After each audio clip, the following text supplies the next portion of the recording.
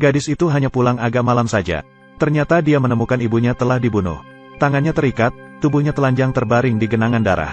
Anehnya, gadis itu melihat darah yang memenuhi lantai. Tidak hanya tidak takut, dia bahkan dengan gembira mengatakan, "Ibu, aku sudah pulang."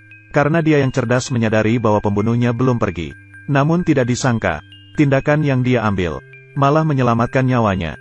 Gadis itu dengan santai meletakkan tasnya di atas meja. Dia sibuk mengasah pensilnya. Pembunuh itu meneteskan 3 tetes darah di bukunya. Ingin melihat reaksi gadis itu.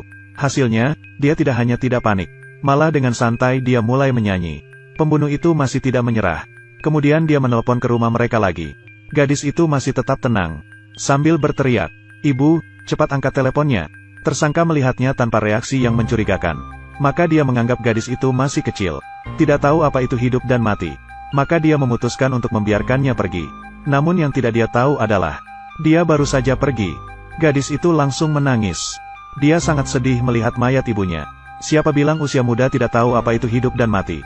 Setelah dia melaporkan ke polisi, polisi terkejut dengan adegan yang kejam ini. Perut ibu gadis itu digorok oleh tersangka. Lidahnya juga dipotong. Sungguh tidak tahu bagaimana gadis itu bisa begitu tenang. Namun yang menyedihkan adalah, karena tidak ada sidik jari yang ditemukan di tempat kejadian. Barang-barang ibu menjadi bukti yang tidak jelas. Namun yang tidak terduga adalah, gadis kecil yang baru berusia 6 tahun ini. Keinginannya untuk membalas dendam kepada ibunya begitu kuat. Sehingga dia mempersiapkan selama 20 tahun penuh. Selama bertahun-tahun, dia terus mempelajari psikologi kriminal. Kemudian dia masuk ke akademi kepolisian.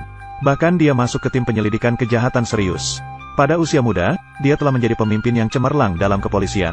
Namun sayangnya, kasus itu tidak pernah memiliki petunjuk apapun tentang ibunya. Karena pelaku tidak pernah tertangkap, dia tidak pernah melakukan kejahatan serupa lagi. Ditambah lagi, detail dari tahun itu tidak cukup banyak. Tidak ada titik awal yang jelas. Apakah ibunya benar-benar tidak akan mendapatkan keadilan?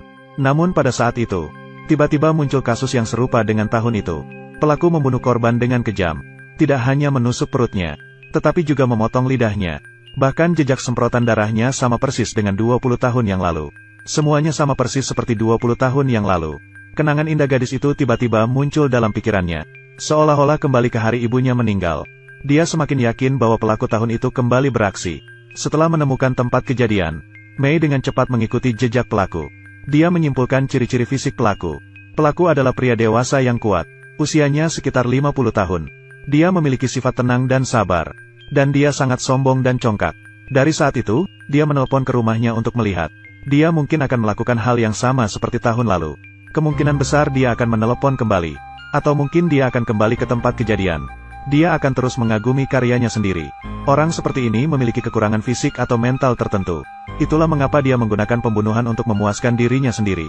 Setelah memiliki petunjuk, dia segera membuat rencana. Dia memerintahkan satu tim untuk tetap berjaga di tempat kejadian. Untuk melihat apakah pelaku akan kembali ke sini. Perhatikan orang yang berperilaku aneh secara khusus. Sementara tim lainnya mengikuti Mei kembali ke kantor polisi dan menunggu telepon.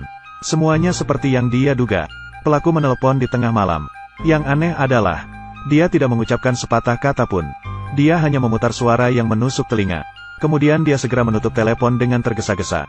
Meskipun durasi panggilan sangat singkat, namun polisi berhasil melacak lokasi mereka berdasarkan sinyal.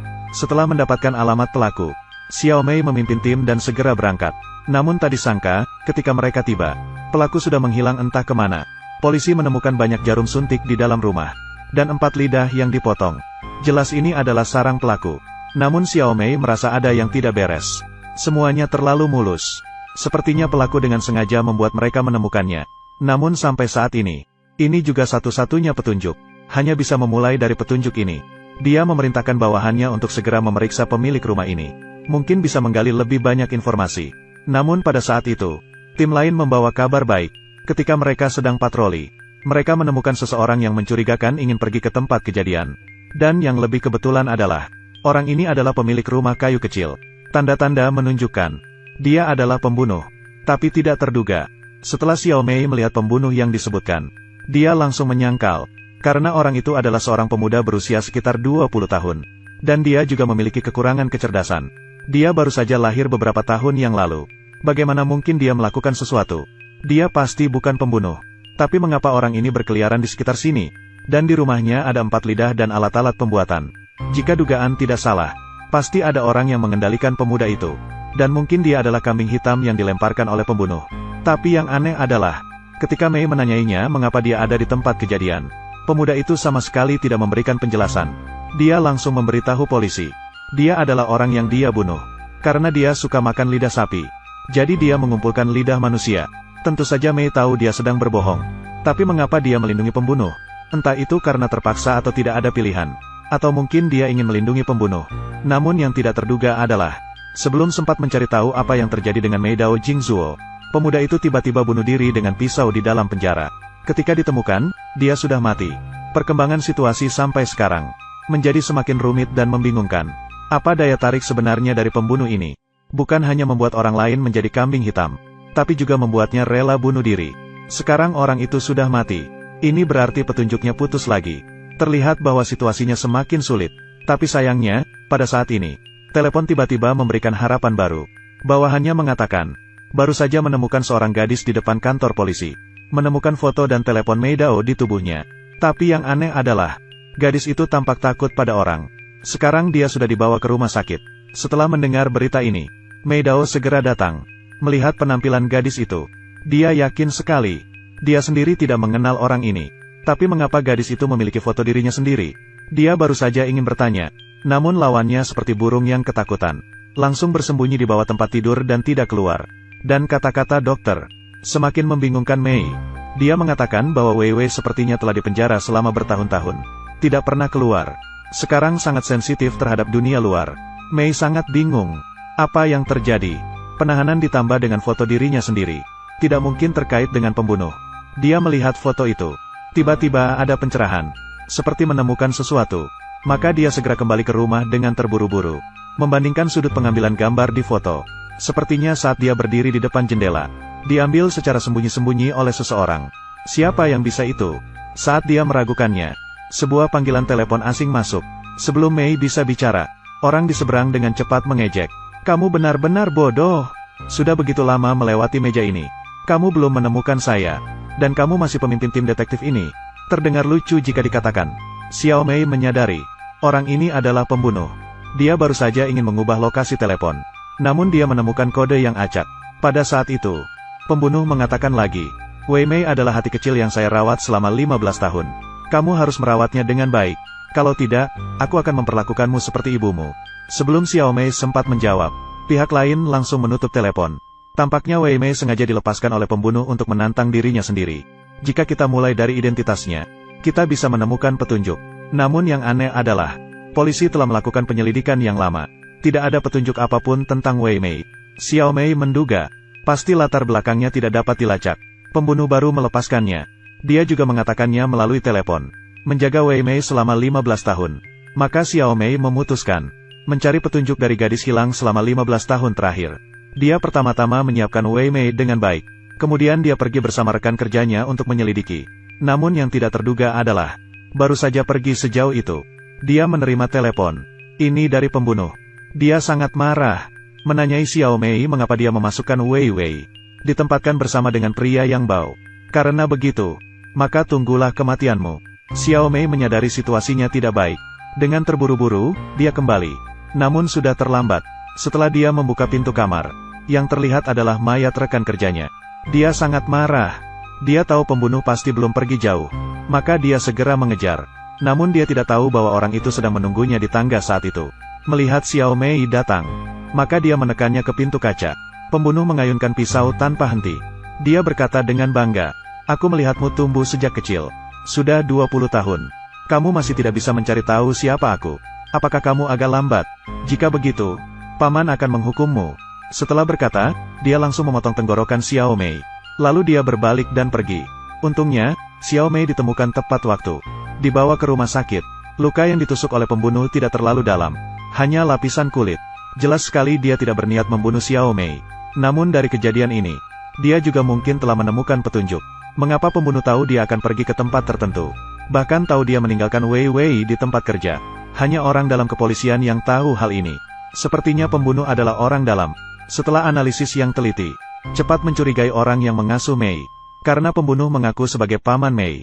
Setelah ibu Xiao Mei meninggal, ada banyak orang baik di masyarakat yang memberikan bantuan kepadanya. Meskipun tidak pernah bertemu, namun saat menulis surat, Xiao Mei juga akan memanggil mereka paman. Ketika sampai di sini, dia tiba-tiba teringat seseorang. Orang tersebut sangat peduli dengan Mei, bahkan melebihi orang yang mengasuh lainnya. Setelah mengunci tersangka dengan baik, mereka melacak alamat dari surat, menemukan orang yang mengasuh tersebut. Namun yang tidak terduga oleh semua orang adalah, dia ternyata adalah Kapten Lao Bai. Ribuan perhitungan, jutaan perhitungan.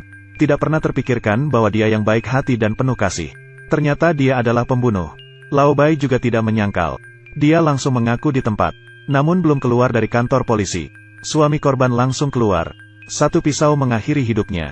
Meskipun orang itu sudah mati, tapi dia sudah mengakui sendiri. Dan dia mengatakan motif pembunuhan. Karena dia terbawa emosi saat itu. Maka kasus ini resmi berakhir. Xiao Mei juga menemukan pembunuh ibunya. Tapi dia masih merasa ada yang tidak beres. Pada malam hari, Xiao Mei sedang tidur. Tiba-tiba ada seorang pria misterius mengambil jarum suntik dan menyuntikkan. Dia belum sempat bereaksi, lalu pingsan. Ketika dia bangun lagi, Xiao Mei sudah terikat. Di sekitarnya ada beberapa gadis yang ditawan. Dan orang ini di depanku, ternyata adalah pacarnya yang 15 tahun lebih tua, Huang Yongnian. Dia adalah atasan di kantor polisi, karena sering membantu saya dalam pekerjaan. Setelah beberapa kali bertemu, kami menjadi pasangan. Tidak pernah terpikirkan bahwa Xiao Mei akan seperti ini. Mencegah pencuri di rumah sulit. Huang Yongnian berkata dengan sombong. Ini adalah tempat ibumu dibunuh tahun itu. Saya telah merenovasi kamar ini. Mengurung semua gadis di sini. Tempat yang paling berbahaya ternyata paling aman. Kamu belum pernah pulang sejak bertahun-tahun. Xiao Mei melihatnya dengan tidak percaya. Kemudian Huang Yongnian berkata lagi. Dahulu aku menyukai seorang gadis. Tapi dia tidak menyukai saya. Apakah kamu tahu perasaan mencintai tapi tidak bisa memiliki? Jadi, dengan marah, saya membunuhnya dengan memukulnya, membuang mayatnya ke sungai. Tapi tidak terduga, polisi tidak pernah menemukan saya. Sampai sekarang, orang itu masih buron. Sejak saat itu, saya mulai menyukai perasaan membunuh. Ibumu adalah orang kedua yang saya bunuh. Saat itu saya tidak memiliki pengalaman apapun, hanya menghapus sidik jari di tempat kejadian. Tapi polisi-polisi itu benar-benar lucu.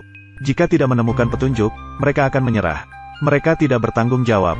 Itu sebabnya, itulah mengapa saya terus membunuh. Selama beberapa tahun berikutnya, sia-sia, polisi sendiri, dan anak laki-laki yang sudah bunuh diri. Mereka sama seperti saya. Mereka juga suka sensasi membunuh. Jadi kami bertiga, kami mengambil anak korban dan membesarkannya sendiri. Setelah dibesarkan, kami membunuhnya. Mayat yang bisa kamu lihat, itu sengaja kami lepaskan. Yang tidak terlihat sebagian besar telah hancur. Tapi sayang sekali, dua pasangan yang paling sempurna sudah mati. Jadi kalian juga ikut menguburkan diri bersama-sama. Setelah berkata begitu, dia mengambil pisau. Dia menusuk punggung gadis itu. Dia tidak ragu sedikit pun. Dia terus membunuh beberapa orang. Xiao Mei benar-benar hancur. Dia terus-menerus mengganggu Huang Yongnian. Dia berteriak dengan marah. Kamu bukanlah pria sejati. Begitu kata-kata ini diucapkan, benar-benar membuat Huang Yongnian marah. Bisa mengatakan apa saja. Mengatakan bahwa saya bukan pria. Ini benar-benar tidak bisa ditoleransi. Huang Yongnian datang ke samping Xiao Mei dengan membawa pisau runcing. Dia mendekat dan memukul Xiao Mei dengan keras beberapa kali. Saat dia bersiap untuk membunuhnya, gadis yang ditikam dengan pisau tiba-tiba diserang dari belakang, menusuk pinggang Huang Yongnian dengan pena tajam. Memanfaatkan kesempatan ini, Xiao Mei segera memotong tali, kemudian ambil pistol di tanah, menembak beberapa kali ke arah Huang Yongnian. Akhirnya, masalah ini diselesaikan dengan tuntas. Namun sayangnya, semua gadis itu mati. Meskipun dia membalas dendam untuk ibunya, namun dia tidak merasa senang sedikit pun. Hanya menyesali bahwa dia tidak bisa menangkap pembunuh lebih awal, menyebabkan kematian begitu banyak orang. Dia jongkok di sudut dinding dan mulai menangis. Mungkin dia menangis karena merasa lemah, bahkan menyukai pembunuh ibunya selama bertahun-tahun. Film ini berakhir di sini.